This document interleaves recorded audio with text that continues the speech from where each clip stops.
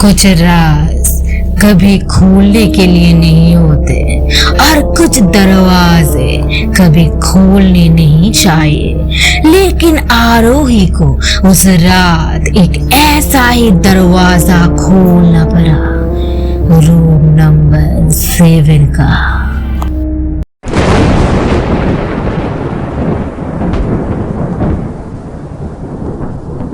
आरोही पहली बार अपने घर से दूर पढ़ाई के लिए शहर आई थी। उसका एडमिशन शहर के सबसे पुराने और मशहूर कॉलेज में हुआ था। हॉस्टल में उसने जगह पूछी तो वार्डन ने साफ कह दिया, बेटा सारे रूम्स फुल है, अगले महीने तक वेट करना होगा। मजबूरी में आरोही को रात गुजारने के लिए कोई और जगह ढूंढनी पड़ी। कॉलेज से थोड़ा दूर एक पुराना गेस्ट हाउस था। बाहर से ही वो जगह अजीब लग रही थी।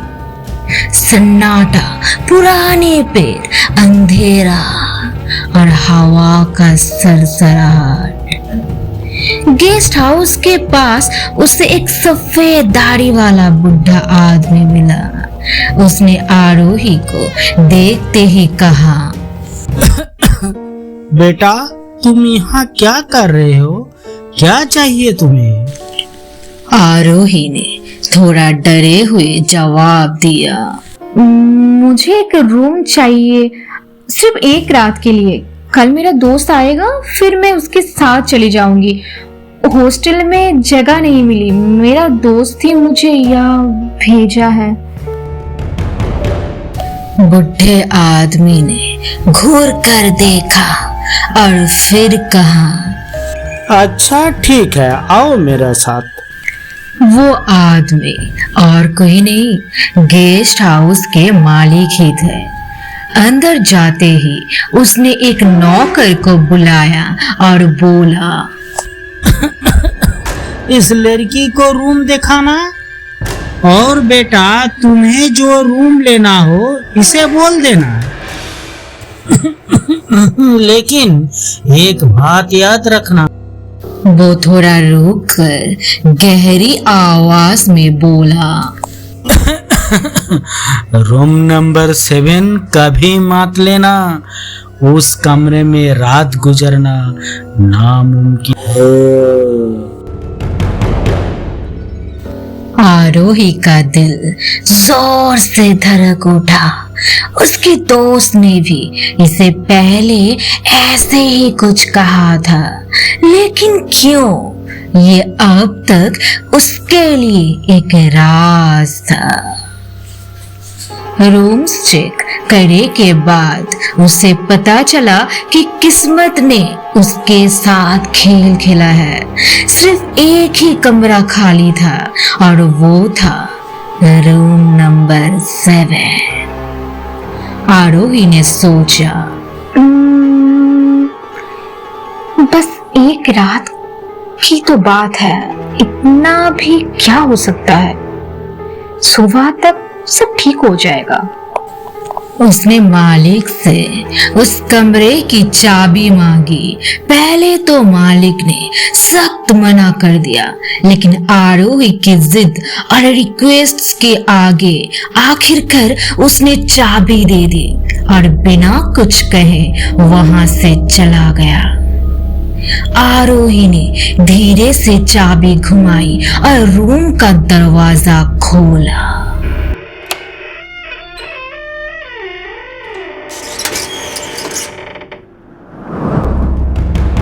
जैसे ही दरवाजा खुला, एक ठंडी सी हवा का झोंका उसके चेहरे से टकराया। कमरा पुराना था, दीवारों पर सफेद पेंट उतर चुका था। एक कोने में पुराना आलमीरा और एक बड़ा सा मिरर जो आधे में टूटा हुआ था।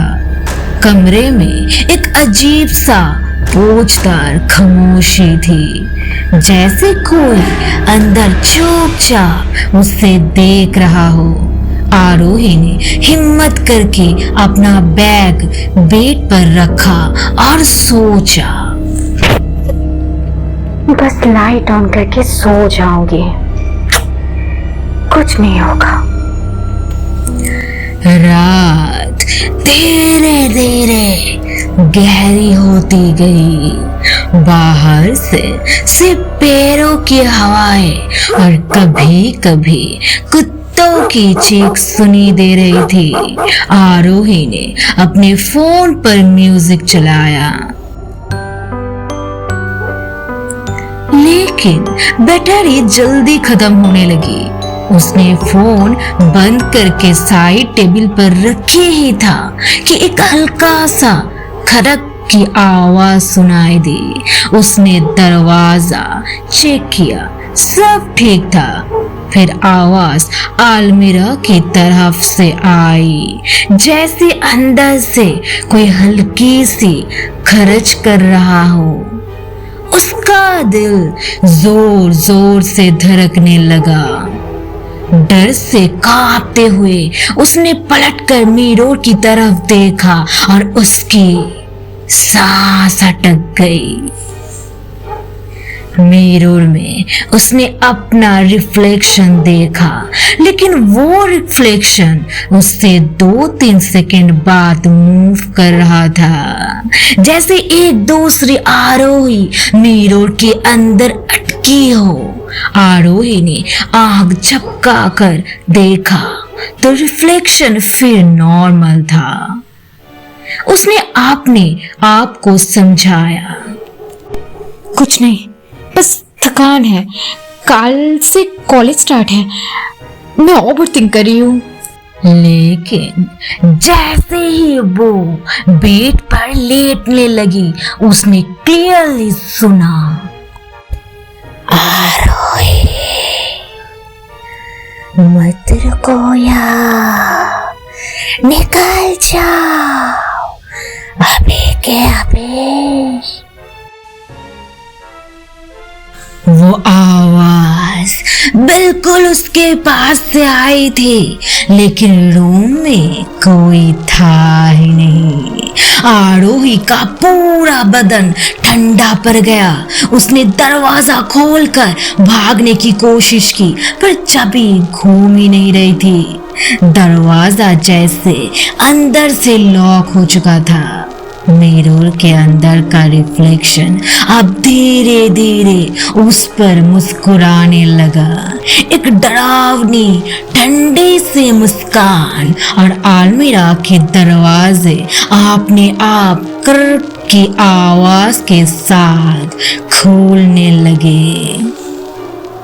आरोही जोर से चिल्लाई और दरवाजा खोलकर भागती हुई कॉरिडोर में आई।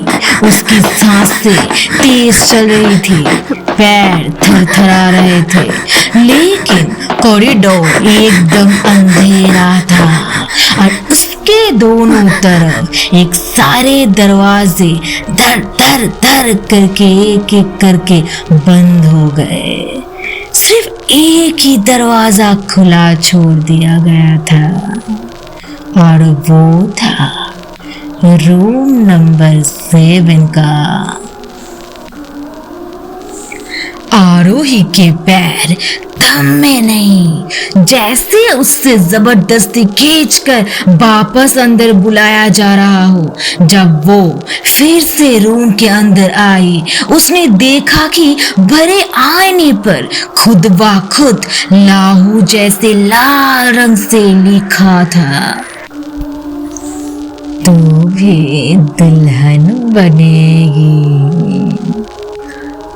उसका खून सूख गया, उसकी रेत की हड्डी तक ठंडी हो गई। अचानक अलमारी खुद ही खड़क की आवाज के साथ खुल गई। अंदर एक लाल साड़ी का जोड़ा लटका हुआ था, पुराना लेकिन अब भी जैसे नया हो। वो जोड़ा धीरे धीरे हिल रहा था, जैसे आरोही को अपनी तरफ बुलाता हो। आरोही चिल्लाती हुई बेड के पास भागी और अपना फोन ढूंढने लगी। उसके कान में आवाजें गूंज रही थी, किसी औरत गुनगुना रहा था। घुंघरों की हल्की झंकार और कभी कभी धूप की तरह सुहानी लेकिन अजीब सी हंसी।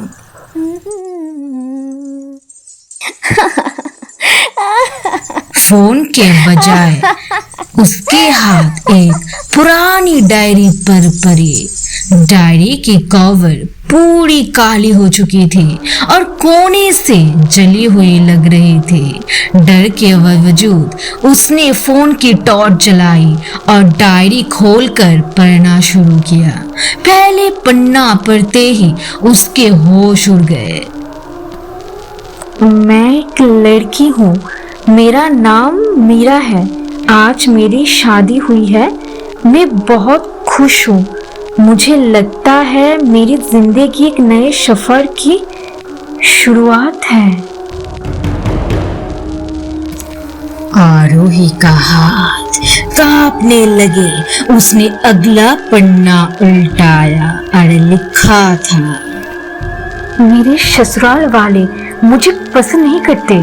उन्हें लगता है मैंने उनके बेटे पर जादू किया है। मुझे इस कमरे में बंद कर दिया गया है। यही रूम नंबर 7। क्या ये सब सच है क्या? आरोही का दिल जोर से धड़कने लगा। हर एक लाइन के साथ रूम का माहौल और भारी हो रहा था। फिर उसने अगली एंट्री पढ़ी और उसकी सांसें रुक गई। आज रात उन्होंने मुझे इस लाल जोड़े में सजाकर इस कमरे में हमेशा के लिए बंद कर दिया। मैं चीख रही हूँ पर कोई सुन नहीं रहा। मैंने सुना है वो सब बोल रहे थे कि आज मुझे इस कमरे में जला देगी। शायद अब मेरा सफर यही खत्म हो। क्या ये मीरा कौन है और इसको यहाँ पर जला दिया गया था? क्या ये सच है? डायरी की आखिरी लाइन ठंडी पड़ गई थी। जो भी इस कमरे में आएगा वो मेरी जगह दुल्हन बनेगा। ये क्या है? ये नहीं हो सकता। क्या ये सब सच है? मैं जो देख रहा हूँ ये सब सच है? नहीं, ये नहीं हो सकता, नहीं हो सकता। और जैसे ही आरोही ने ये पढ़ा, शादी का वो लाल जोड़ा अलमारी से निकलकर हवा में तैरने लगा। धीरे धीरे उसकी तरफ बढ़ने लगा। आरोही की आंखें फट गई। उसने डायरी जोर से बंद कर दी लेकिन लाल जोड़ा हवा में तैरता ही रहा। धीरे धीरे वो आरोही की तरफ आने लगा जैसे किसी अनजानी शक्ति ने उसे खींच लिया हो। उसने डर के मारे चिल्लाने की कोशिश की पर उसकी आवाज गले में अटक गई। पूरा कमरा बर्फ की तरह ठंडा हो गया था। अचानक आईने में उसने देखा उसका अपना रिफ्लेक्शन उससे घूर रहा था, लेकिन इस बार उस रिफ्लेक्शन ने लाल जोड़ा पहना हुआ था और उसकी आंखें बिल्कुल काली हो गई थी। मिरर के अंदर वाली आरोही ने मुस्कान दी और धीरे से फुसफुसा कर बोला, अब तो मेरी जगह है। इतना कहते ही कि रूम की सारी लाइट्स एकदम बुझ गई। सिर्फ घुंघरू की आवाज और दुल्हन के कंगन की खनक सुनाई दे रही थी। लाल जोड़ा घूमता हुआ सीधा आरोही के ऊपर जा गिरा। जैसे ही कपड़ा उसके शोल्डर्स को छुआ, उसका पूरा बदन सुन्ना हो गया। उसकी सांसें तेज चलने लगी। उसके पैर जमीन में जकड़ गए। और तभी डायरी के पन्ने खुद से खुलने लगे और लिखा जाने लगा, अगली दुल्हन आ रही है, आरोही, तुमसे कोई नहीं बचा सकता।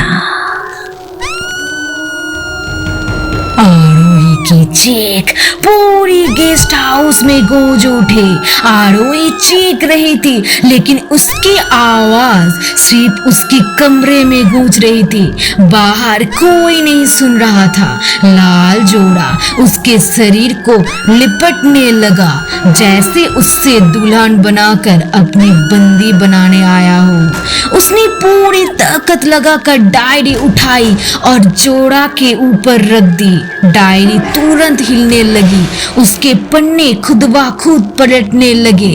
आखिरी पन्ना रुककर चमक उठा और उस पे लिखा था,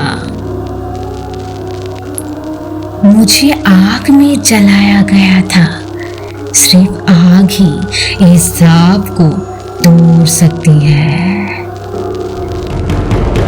आरोही ने तुरंत बेड के पास रखी मोमबत्ती उठाई और डायरी के साथ जोड़े को आग लगा दी।